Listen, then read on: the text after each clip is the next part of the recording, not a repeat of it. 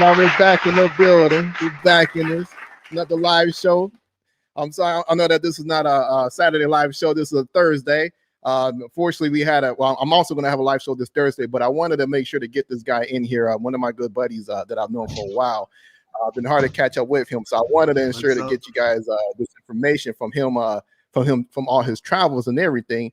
But nonetheless, of course, this is your boy, the Solo Traveler ORD, back again. So, of course, make sure to like, subscribe, and also, share this information. Of course, if you want to support the channel, you can always support the channel by hitting up the super chat, as well as you could, send a cash app if you want.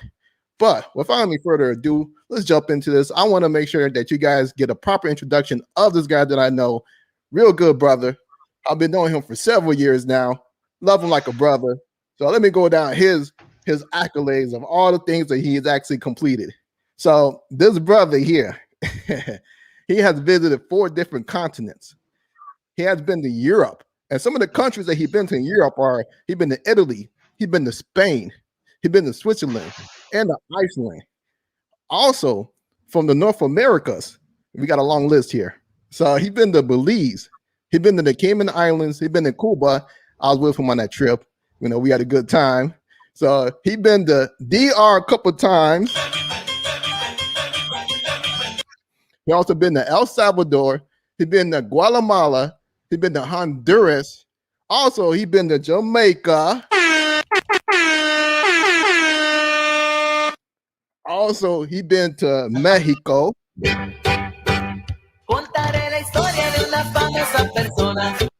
Nicaragua. He's been to Panama. Of course, he's been to Puerto Rico. Yeah. Also to the Bahamas. Also, let's touch on South America too. Let's look at these countries. So he's been to Argentina. He's been to Brazil. He's been to Chile. Of course, Colombia. Wasn't for him, I wouldn't have went to Colombia because he actually convinced me to go there. So I got to give him all the props for that. He's been to Ecuador, Peru, and Uruguay. So he's been. Oh, also, hold on, before I forget, Africa. He's been to the continent of Africa. He's been to Kenya.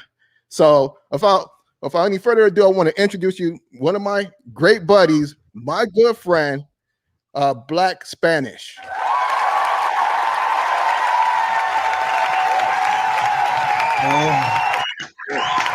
Steve, my man, thank you so much. It's an honor. It's an honor to be on your show. No problem. I'm glad that I have you on here, man. It's always a pleasure to chop it up with you there, because we chop it up a lot. We've been knowing each other for a long time, but so what you been up to? What's popping?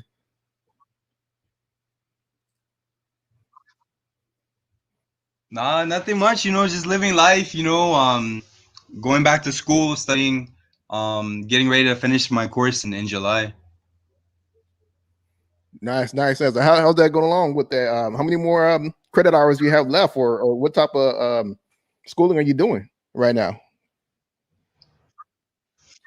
Right now I'm just doing a certification program, and I have 3 more months to finish. But hopefully, I'm hoping after this to use the skill sets to get a remote job, social media marketing or in digital media marketing.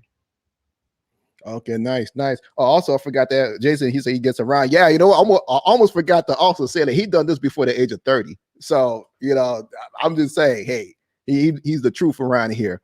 So that's all I gotta say, man. So, but give me a breakdown of your travel history. What made you want to start traveling? Well, what made me want to start traveling really was my grandma. When I was younger, we would go on trips. I had the privilege of going to Kenya when I was 12 years old. And she just really got me into the whole travel life. And when I was in high school, I always said that I want to travel. That's something that I would.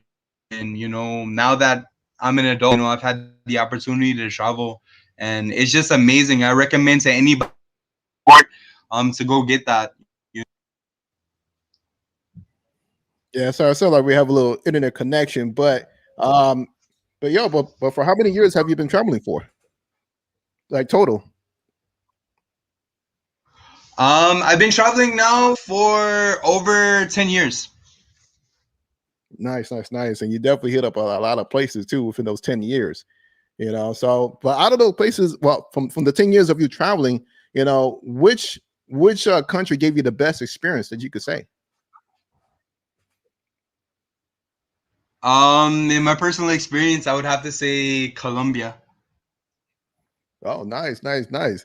Yeah, out of all those places that I actually know that you've been to, surprised that you actually say, Colombia, because like I'm like you've been all over from Europe to all of North America, all the Latin countries and everything. Still trying to do the same thing, what you're doing. I'm trying to accomplish visiting all Latin countries, Spanish speaking countries. So I'm not gonna lie, I kind of took that from you. I want to visit all those countries, but um but besides that, then what was the most interesting country, I would say? The most interesting country that I've ever explored was Iceland. It's not a lot of brothers out there. It's not a lot of black people out there. So it's very interesting out there. Oh, really? Why is that? Because of the type of people or the women or what?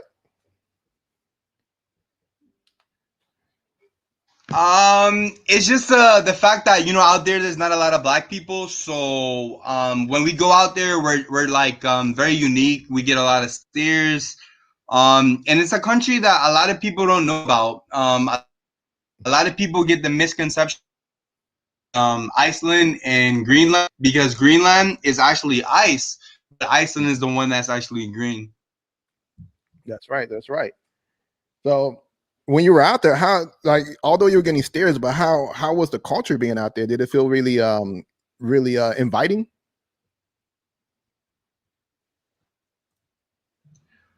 Like most European countries, not so much inviting.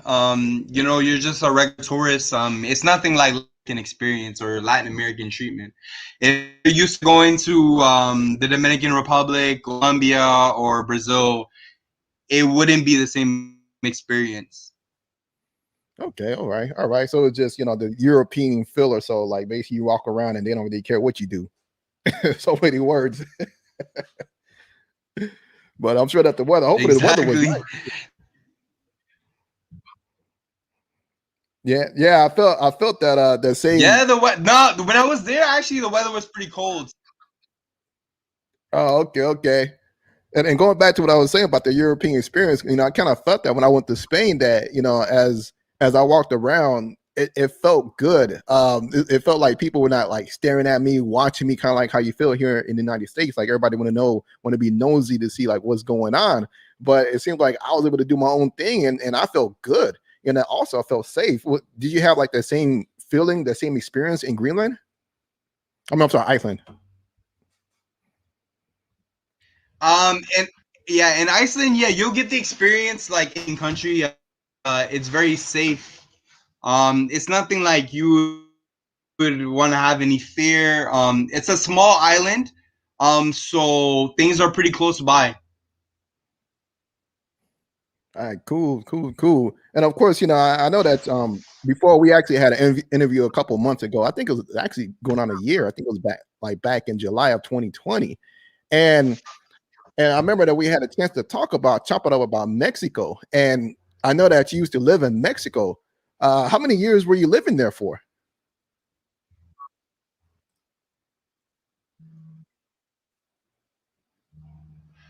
First, let me shout out. I want to shout out Andreas. Watch video, and I was living in Mexico for 3 months. I had the opportunity to live in Mexico City. Oh, nice. So what was that like living out there? Like especially being a black guy, were you getting like a lot of stares? Did you feel pretty good with the culture out there, or give us a bit more details of your experience?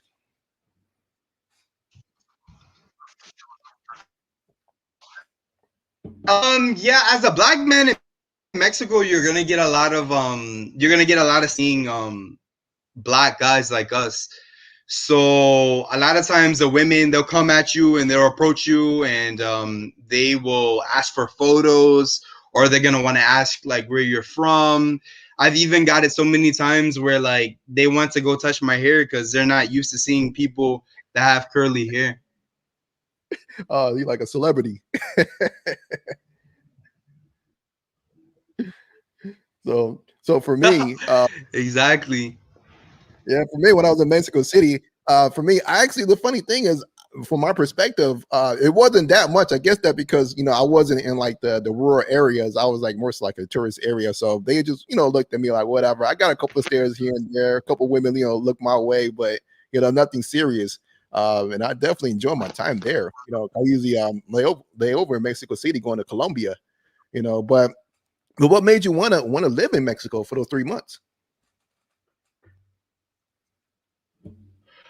Well, the thing is that it wasn't really my intention to go live in Mexico for the 3 months. It just so happened that I was actually in a relationship with a girl out there, and it just so happened that also I thought it would be beneficial for me to stay there and brush up on my because I wasn't able to speak as much Spanish as I speak now, but living in Mexico forced me to become fluent in Spanish because when you're in Mexico City, there's not a lot of people that speak English, or at least in the area that I was living at. So it forced me to improve on my Spanish, and I learned Spanish really quick. Nice, nice. Yeah, I definitely like that. That's actually dope. So you said that basically you had a girlfriend out there, living girlfriend, so many words, and that kind of helped you out. So what was the culture like? Is it anything like the Mexicanos here in the United States? Are they the same, or do you see any differences?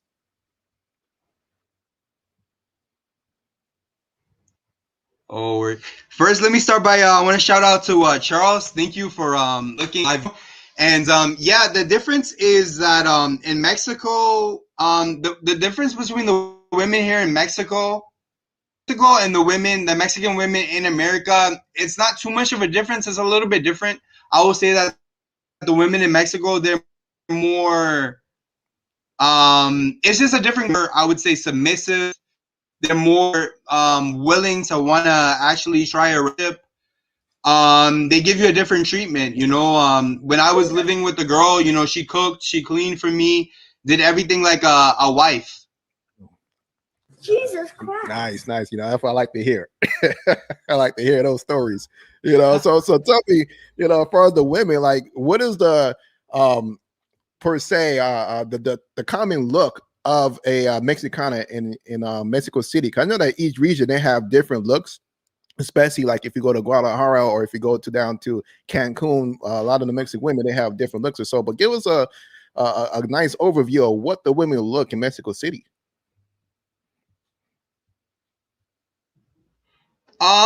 The interesting thing about Mexico City is a very diverse city. So, for example, you have like the ones that are indigenous are going to be more short, Indian looking, like they're more like whiter skin complexion, taller, more attractive, more beautiful. The good thing about Mexico City, I feel like it's a melting. Mexico City, it's that you personally want um anything that you're looking for, anybody's particular type. If you like thicker women, you have that in Mexico City. If you like shorter women, you have that in Mexico City. If you like taller Nice. women, you have that in Mexico City. Women, then you lighter women, you have that, and that's a good thing. It's like Mexico City is like New York City in a sense as a melting pot.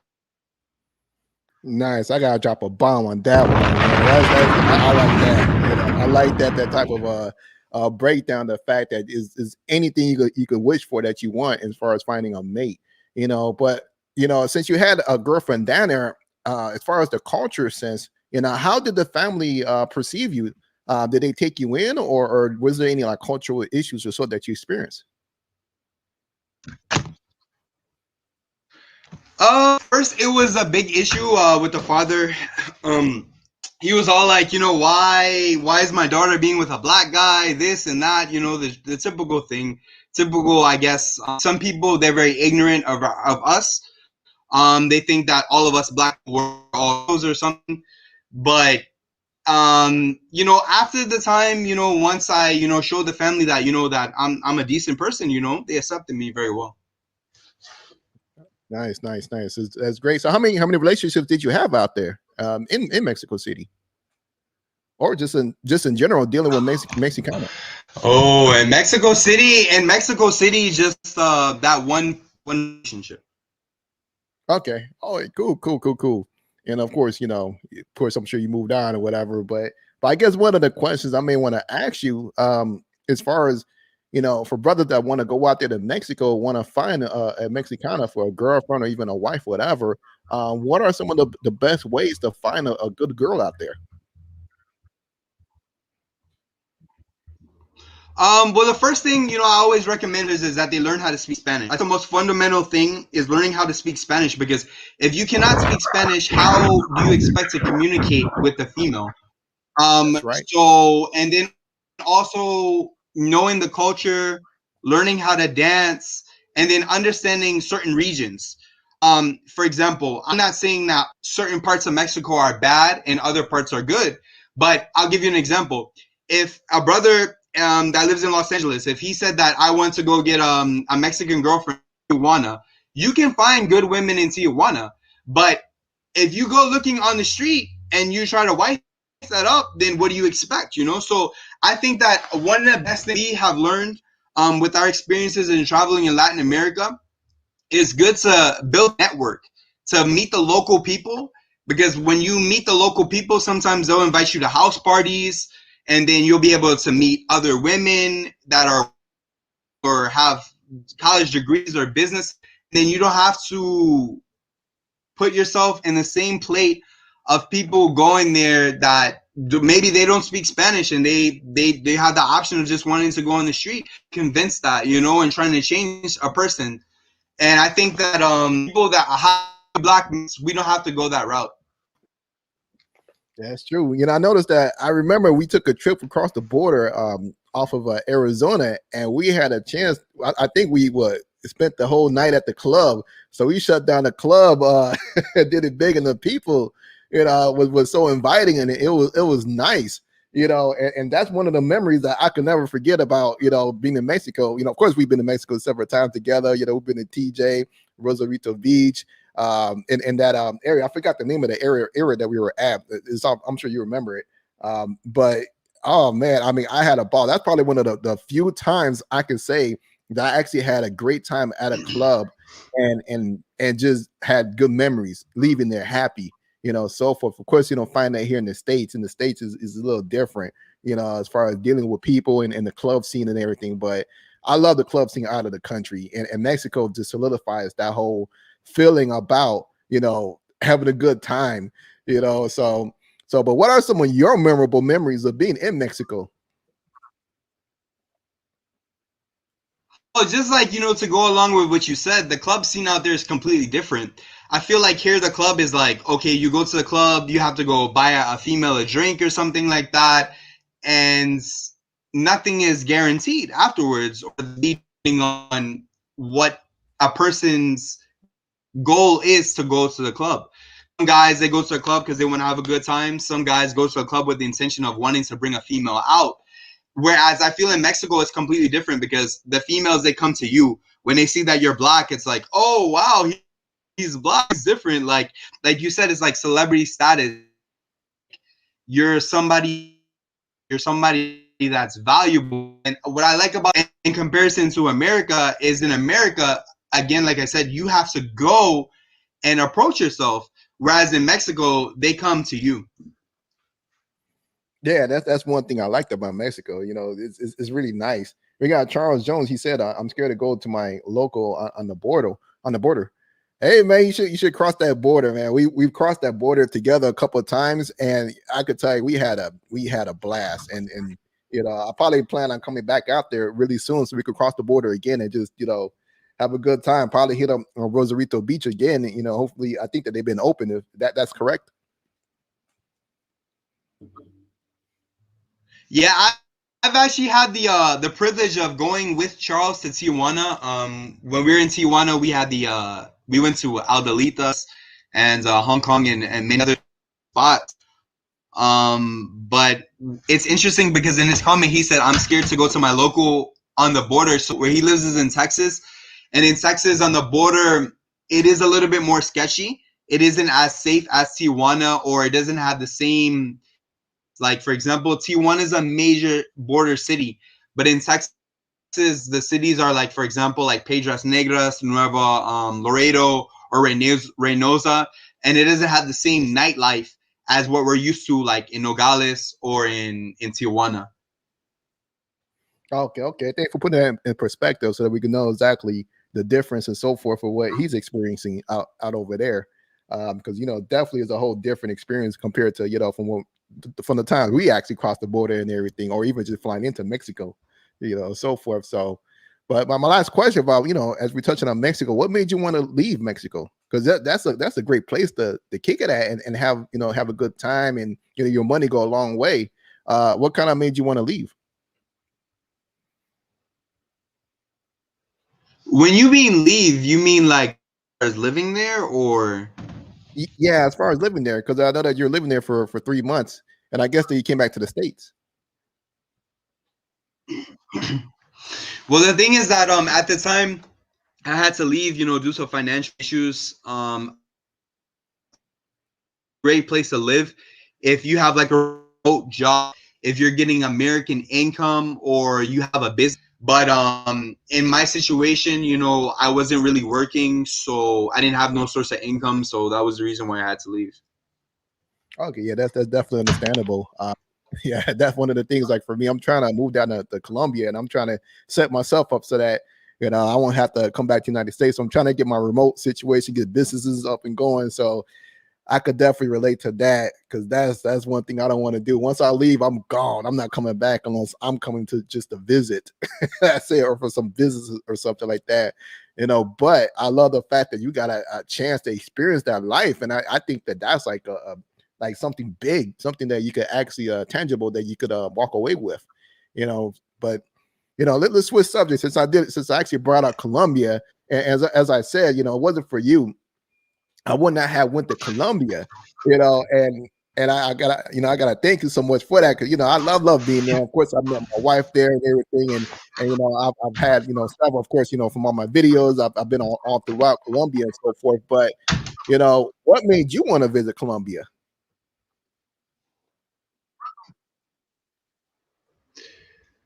What made me want to visit? So I originally had any intentions on visiting Colombia, but I met some females on Facebook, and they sent me some messages, and they're like, "You should come out." It never really interested me to go to Colombia, because I felt that I wouldn't be nobody. Because as I was reading and doing my investigations, Colombia actually has the third largest Afro population um, outside of Africa. So number one being Brazil, number two being the United States, and number three being Colombia. So with all my travels of going to Mexico and being so used to them seeing black men, it made me not interested in going to Colombia. But I bit the bullet, and I did my first trip to Colombia in 2015, and ever since then, like, I was really amazed, and I learned a lot. Nice. How was that first experience? Like what happened? What kind of drove you to want to continue going back to Colombia?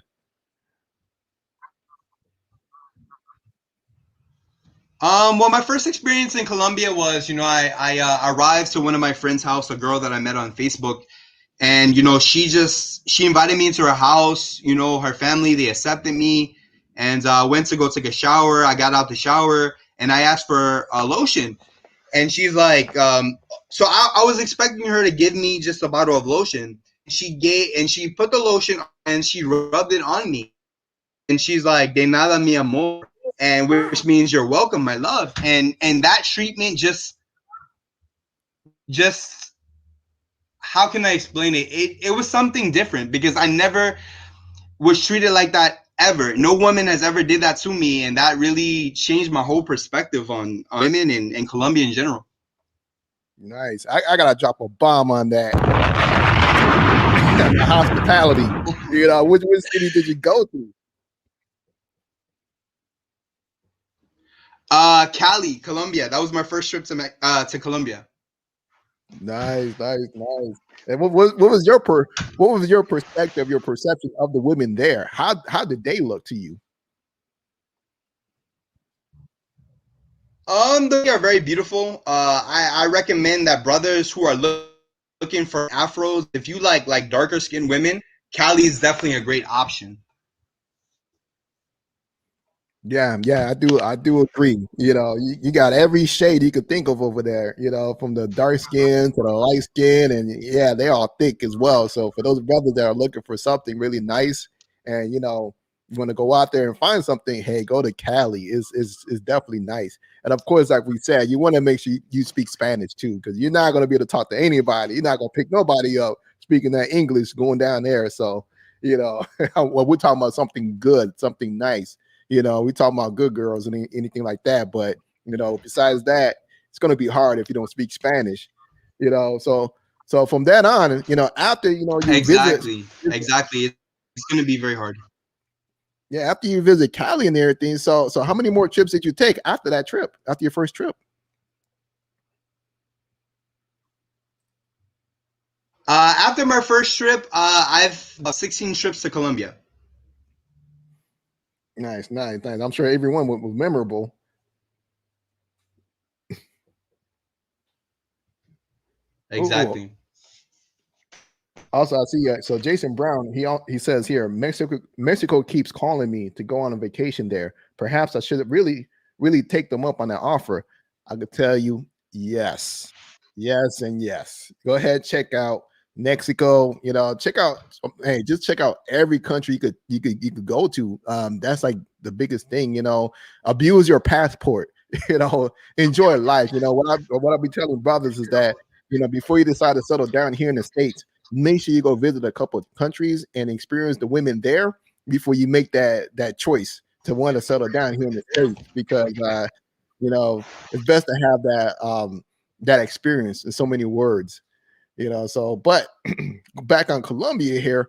Let me see here. So with that, you said you've been there about 16 times and everything, but which city is your favorite city to go to?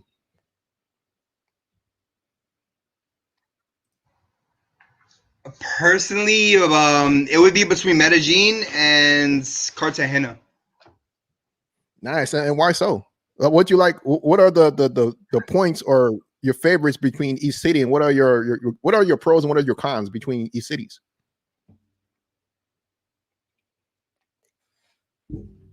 Okay. The pros with Medellin, I would say culture. One thing I like about Medellin is people, are very friendly. I love the mountains. I love the tall buildings. I love the hospitality. I love that when you go to Colombia in general, people are very open. People are very warm. Um, my only the pros with Medellin are the women, but the cons also the women. And as far as Cartagena, what I love about Cartagena, I love the beach. The beach is amazing. The culture, I love the Afro culture. One thing about Cartagena, they are very embedded in Afro culture, and you don't see that in many other parts of Colombia. Like you'll see it in Cali, but you don't see it as passionate as in Cartagena, and that's what I love. My only con with Cartagena are that when you go to like the city, a lot of times like people, when you tell them like no, they keep trying to hustle and hustle and hustle you. And if anybody's ever been to the Dominican Republic, it's not. Some people have told me it's. Um, I can't really say. I mean, I think, in my personal opinion, I think the Dominican Republic is the worst as far as in the hustling. Like the people. But then again, the thing in Cartagena is if you tell them no, they keep trying and trying and trying, and it can sometimes get very annoying. Oh yeah, tell me about it. I know because I was out there in Cartagena a couple months ago, and yeah, especially now. I mean, especially since they had that lockdown and everything, and they've been struggling, so it's even worse. As far as what they're dealing with. Hey yo, what up, brother Charles? What's going on? Charles in the building. Thanks for checking us out, joining in.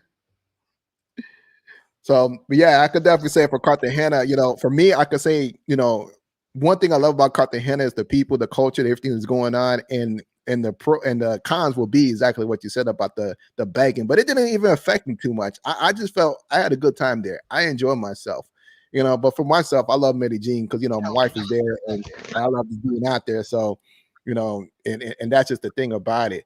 But have you had a chance to experience any other women in Colombia besides Cali?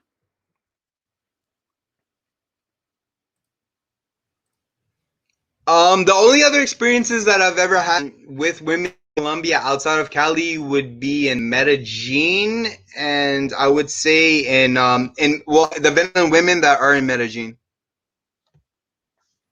Nice, nice. So, from your perspective, what was how was your experience? As far as personality wise,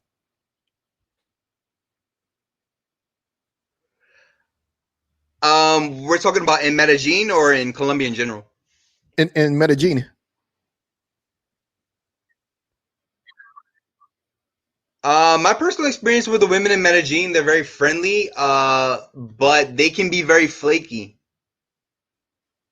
Yeah, that's right. The flake culture. Everybody knows about that flake culture of Medellin. Yep, that's Medellin for you.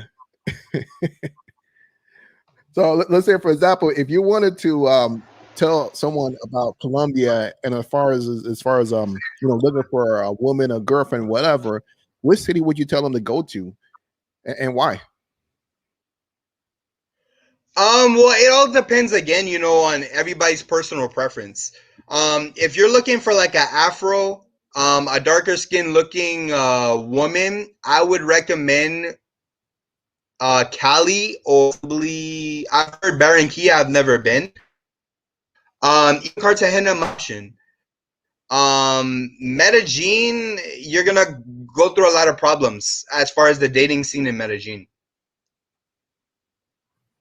Yeah, that's hands down. And I suggest for people they want to find something in Medellin, they're gonna have to find a woman out in the barrio.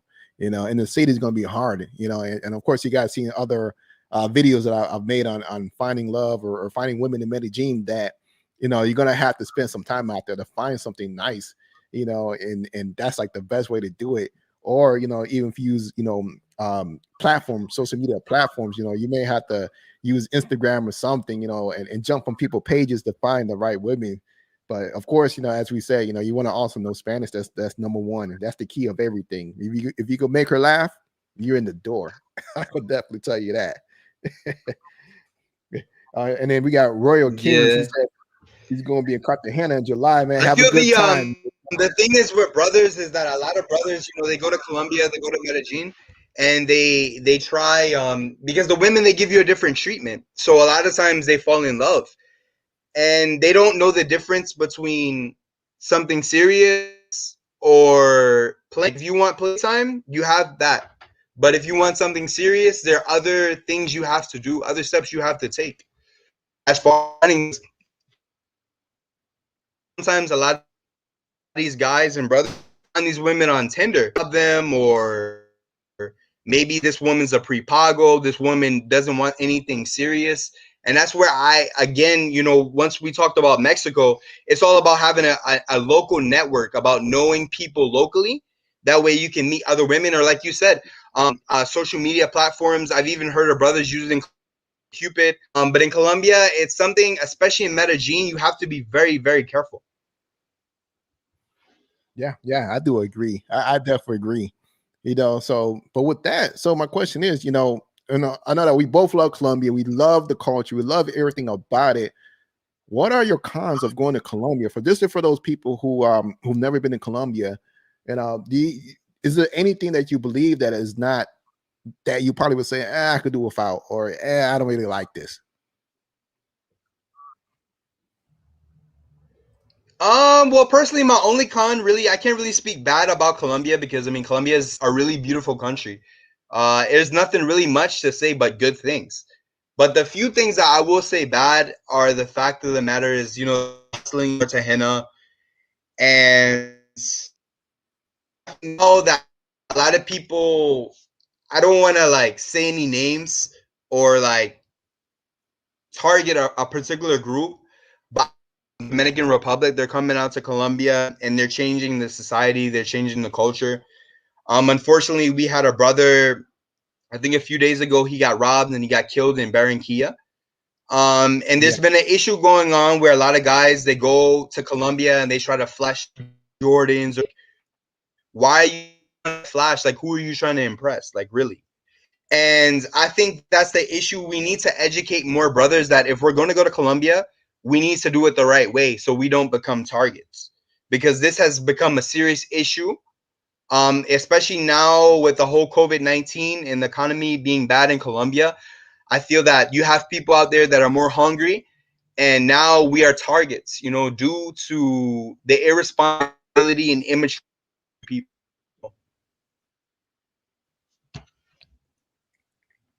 Yeah, that's facts. That's facts. Yeah, that's one thing I definitely would say that we've seen a lot of influx of people that used to only go to DR and now they're coming to Colombia. And I think the funny thing is that they're being pushed off of the Dominican Republic because now you got a lot of new people from the States going to Dominican Republic, and now they're trying to come to Colombia. The DR people is funny. It's pretty interesting how the dynamics, how this is all taking place. But nonetheless, that's some interesting for me. My only con is that I would say is that of all these restrictions that's going on, I hate the fact that they release them every like a day before the restriction is going to happen, or even 2 days. It's like it's not even planned out. It's just things are just not. That's the only con that I have, dealing with them. But nonetheless, for me, I love Colombia, and I'm always out there. Last year, I think I went out there I took like 7 or 8 trips. No, altogether last year I did 10 trips, but I think 7 or 8 of those was to Colombia. Just spending a lot of time out there. So I definitely said that is the place to be. but but I want to shift gears because I want to talk Yeah. about El Salvador because a lot of brothers haven't been out there, and I want to basically I want you to give everybody a good breakdown of this country, all the good, all the bad, what's going on, and so forth. So you were just out there recently, correct? Yes, I was recently out in San Salvador. Nice. So how was it dealing with the COVID situation? Is there any protocols you got to deal with as far as going out there? The only thing they're requiring right now is a PNR test, like a COVID test, to go to El Salvador. That's it. Okay. Is it like a time frame you need to have that PCR test? It need to be like 72 hours, 3 days, or 2 days, anything like that? If I'm not mistaken, 72 hours. Yes.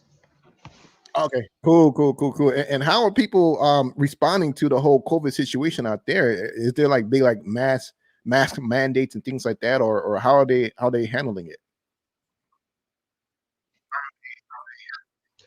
The masks are mandatory. If you go into like public places, like for example, restaurants or the mall. As far as the protocol in El Salvador, I think that they're doing a really good job. I think that most countries in Latin America, an example like Colombia and El Salvador, are actually doing better jobs in the United States. What I noticed that in Colombia and El Salvador is that, like, for example, you want to get a hand sanitizer, you have like the release of the hand sanitizer. But here in the United States, we don't have that. Oh, wait, because you kind of cut off a little bit. You're saying that there's tons of hand sanitizers everywhere in El Salvador. Yeah, there's hand sanitizers everywhere in El Salvador, and then they have a system where it's like you can put your foot on a pedal, and then the hand sanitizer is released. I've noticed that in Colombia when I'm at the airport in Bogota a few months ago, and then I've also noticed in El Salvador, and I think that's interesting because here in the United States, a lot of times they have these hand sanitizers where you have to physically touch. Yep. Yeah, that's one of the biggest things I noticed that like last year in July when we first started traveling, and I love the fact that it was always hand um I guess less touching to get your hand sanitized, as well as they would sanitize your shoes.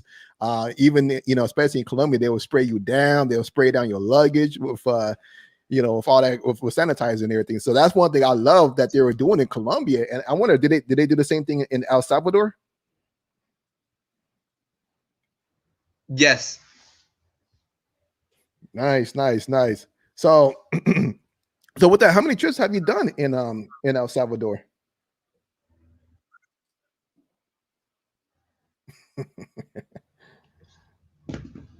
I've gotten the opportunity to go to El Salvador 4 times. Nice. So, which cities did you go to when you visited for those 4 times? Was it the same city or different cities? I've been to Santa Ana and San Salvador. Between the two, which one do you like the best? San Salvador, hands down. Really? Why is that? What's popping out there?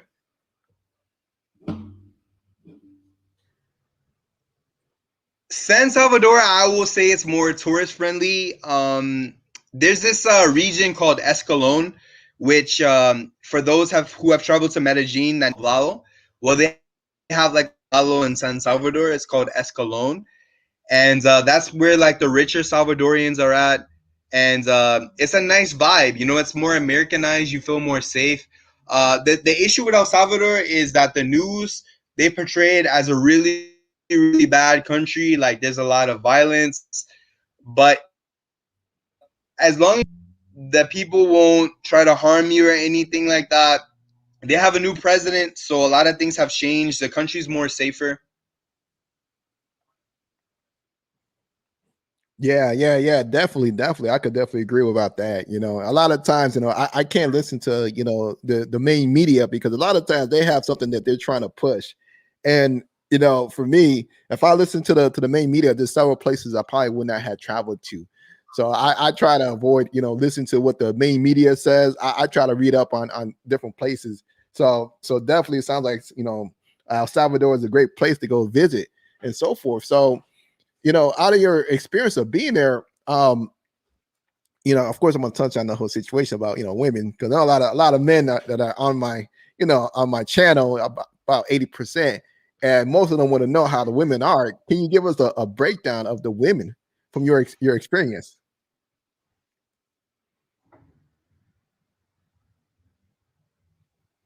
The breakdown of the women from my personal experience in El Salvador is the question. Yep. Yep. Yeah, if you can break that down for us. Oh, well, this is a very complicated subject. Salvadorian women, all in all, I will say that they're very good women. They, you know, they're like your typical Latin American women. They cook, they clean. They have potential to be really good wives. I personally think that Salvadorian women, they're a little bit more. They have a very strong character. Um, they can come out a little bossy, but it just depends. Not, I guess not all Salvadorians like that.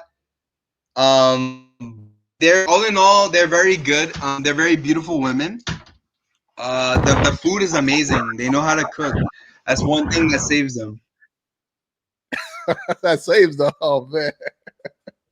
That right there alone is like money right there. That's gold. They got someone that could cook. That's all that matters. So Exactly. what's the physical attributes of a Salvadorian?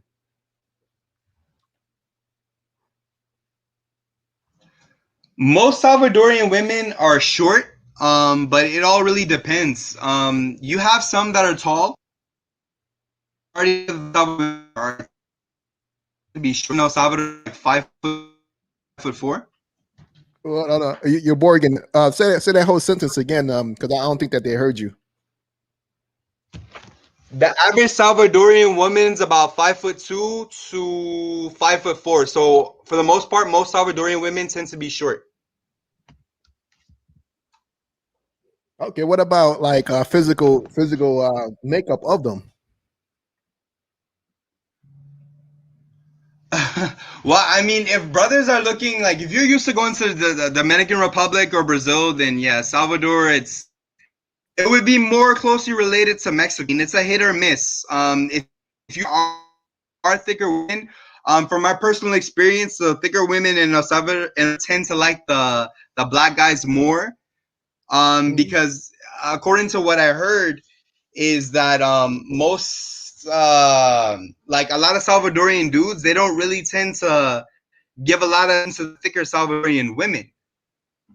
So when the thicker Salvadorian women they see black guys, it's like wow. But in generally speaking, most of the women they are very amazed, very shocked to see a black guy because in El Salvador there's not. It's like Mexico; they're not used to seeing a lot of black men.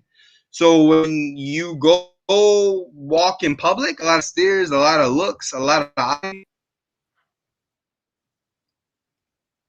Nice, nice. So many words. So kind of like a superstar, just like being in Mexico, some of those rural areas in Mexico. So many words.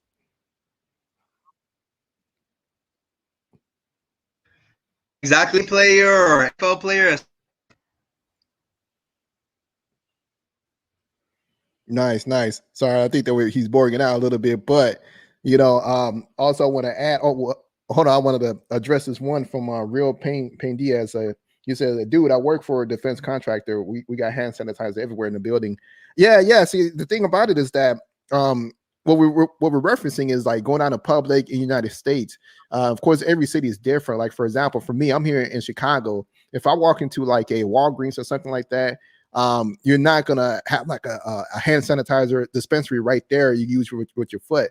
They only have it like at the register after you purchase your items, and you have to use the squirt down bottle situation. So of course, in most of these places they don't have like the foot sanitizer as well, which is pretty interesting in itself, which I find to be interesting in Latin America. But this is some of the things that I've noticed, especially most of the stores or even hotels. But you know what? I'll take that back. I can't even speak on hotels because I haven't stayed in any hotels here recently that I could think of right now, um, here in the United States. But if so, that I would probably add it into the mix. But nonetheless, that's just what we're speaking of in those public places when you go into stores and other those places that they don't give you those mandates. Of course, also, we're the land of the free. So most of those places in Latin America, if you go in, if you don't have your mask on, they will tell you got to leave. And here in America, you get that as well. They tell you to put your mask on, but it's more so you get a lot of defiance from people, and of course violence at the same time. So it's a little different down there. They're more agreeable with the rules of following the rules of having mask on and so forth. But that's just some of the difference that I've experienced for what I've noticed of being out there. But back on El Salvador, as far as finding a woman, what's a good way to find a good El Salvadorian, well, a Salvadorian woman out there?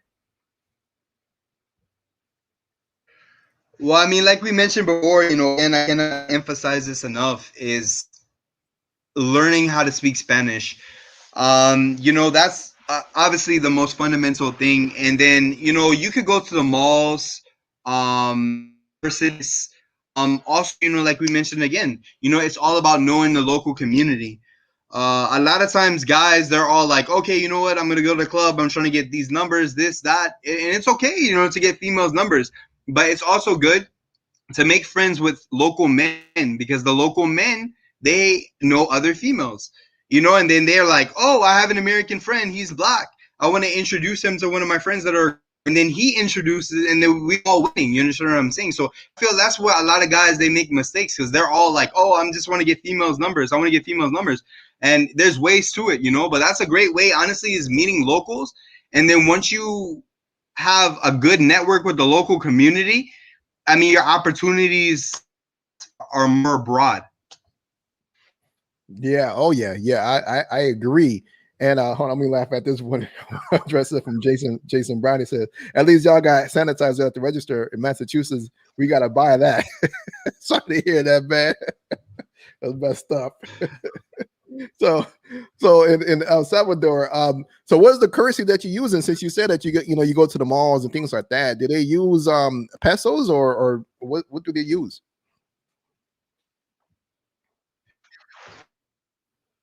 And I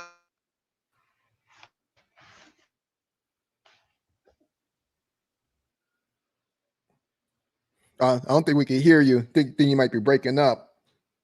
You still there?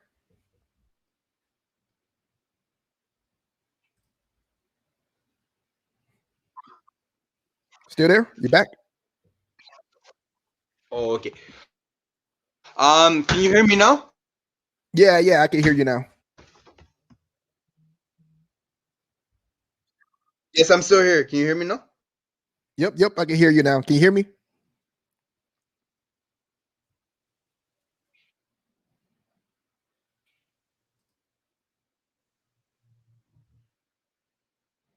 Think we might be losing him. It's all right. It's all right. Well, well, one of the things I wanted to ask him, get more information about El Salvador. We're going to wait for him to come back, but just want to make sure we get more information. For those of you that are like kind of interested of going out there. Of course, we know that El Salvador is a lot closer than going to Colombia or Brazil or all those other places. I just think that that's another place for brothers to experience. So that's like a whole new world. I think he's back.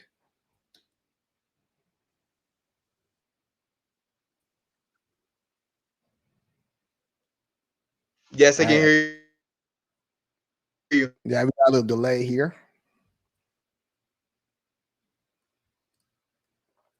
Hey, what up, Kevin Williams?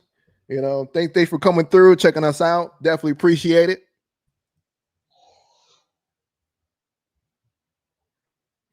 Well, since we're coming up to the hour, what I'm going to do is, I'm going to have to end this because it looks like he's having some technical difficulties with his internet. But, I want to say I'm definitely glad to have him on the show. I'm glad that he came on here. I want to give him applaud him for being here. Definitely a good cat. He's been all over the place. As I said in the beginning, I listed all the countries he's been through, and I'm definitely glad that he came here. And I'm going to be back again this Saturday. Every Saturday, I'm always broadcasting live.